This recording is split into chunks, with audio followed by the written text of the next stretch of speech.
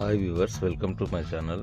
దేవీ నవరాత్రుల్లో భాగంగా మేము విజయవాడ దర్శనానికి వెళ్ళినప్పుడు అక్కడున్న అందాలను ఈ విధంగా బంధించడం జరిగింది. వీడియో చాలా బాగుంటుంది.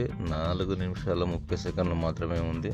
ముందుగా ఒక లైక్ కొట్టి వీడియోలోకి వెళ్ళండి. వీడియో చివరి వరకు చూసి ఎలా ఉందనేది కామెంట్ బాక్స్లో కామెంట్ చేయండి. ఇక వీడియోలోకి వెళ్తే మేము సాయంత్రం పూట విజయవాడ వెళ్ళాము. అక్కడ మాకు పార్కింగ్ వచ్చేసి దుర్గా ఘాట్లో ఇచ్చారు. దుర్గా ఘాట్లో పార్కింగ్ ఇచ్చారు. దాదాపు గుడికి టెంపుల్కు అక్కడ నుంచి ఒక 2-3 కిలోమీటర్స్ ఉంటుంది. అక్కడ నుంచి ఆటో పెట్టుకొని పార్కింగ్ నుంచి ఆటో పెట్టుకొని టెంపుల్ దగ్గరికి వెళ్తే అక్కడ నుంచి కూడా 1 కిలోమీటర్ 1.5 కిలోమీటర్ దూరంలోనే ఆటోలు ఆపేస్తే అక్కడ నుంచి క్యూ లైన్ కట్టారు. అక్కడ నుంచి దేవాలయం వాళ్ళు. కానీ పైన ఫ్లైఓవర్ ఉంటుంది, కింద రోడ్ ఉంటుంది, దాని పక్కనే క్యూ లైన్ ఉంటుంది. చూడడానికి చాలా బాగుంటుంది. మొత్తం అక్కడ లైటింగ్ అనేది మామూలుగా లేదు. లైటింగ్ అలంకారం అనేది బాగా చేశారు.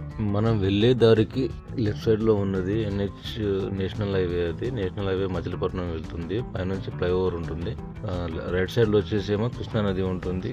కొంచెం ముందుకు వెళ్తే కృష్ణా నది కిందకి డౌన్ లోకి వెళ్ళాక అక్కడ గంగారతి కూడా జరిగింది. అది మేము చూడడం చాలా అదృష్టము.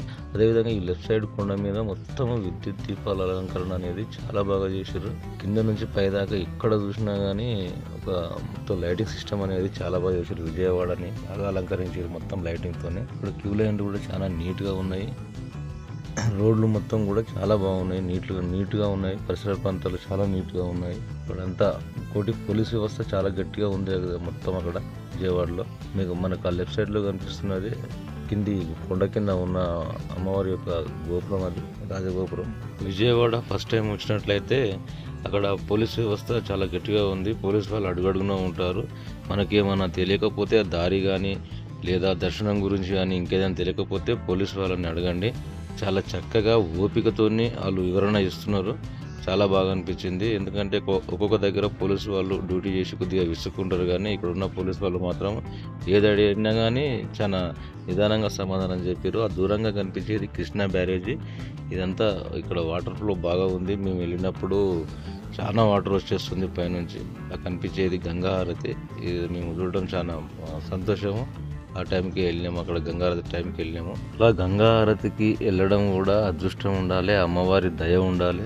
సాయంత్రం 7 నుంచి 8 ఆ ప్రాంతంలో, 6:30 నుంచి 7-8 ఆ ప్రాంతంలో గంగారతి ఇస్తారు. అయితే ఇక్కడ మనకు కృష్ణా నది పక్కన నుంచి మళ్ళీ రోడ్డు కింద నుంచి ఒక బ్రిడ్జ్ లాగా చేసి మళ్ళీ అక్కడ లెఫ్ట్ సైడ్ వెళ్ళడానికి చేసిర్రు. క్యూ లైన్ చేసిర్రు. బాగుంది. ఇక్కడ మన ఏదైతే కొండ స్టార్టింగ్ నుంచి ఉంటుందో అక్కడ నుంచి మొత్తం ఆ రోడ్డు ఏదైతే వెహికల్ రోడ్ ఉందో ఆ వెహికల్ రోడ్ మొత్తం క్యూ లైన్ లో చేసారు కింద నుంచి పై దాకా.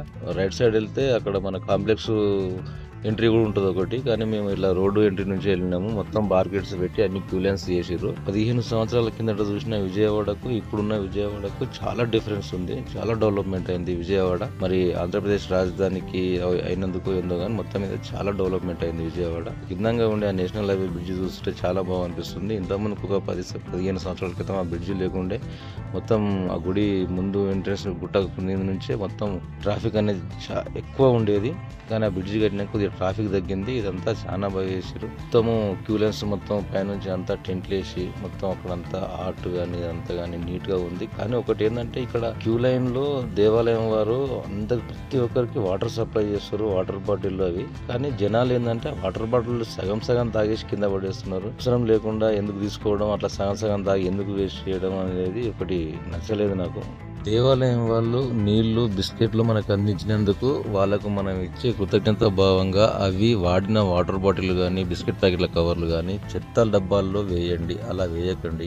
ఇక్కడ దేవాలయం దర్శనంలో సిస్టమ్ బాగుంది. క్యూ లైన్ అంతా సాఫీగా వెళ్ళిపోతా ఉన్నాయి. ఎక్కడా నిలబడలేదు. మొత్తానికి మేము 1.5 hours 2 hours లో దర్శనం చేసుకుని మళ్ళీ సేమ్ దారిలో కిందికి వచ్చేసినాం.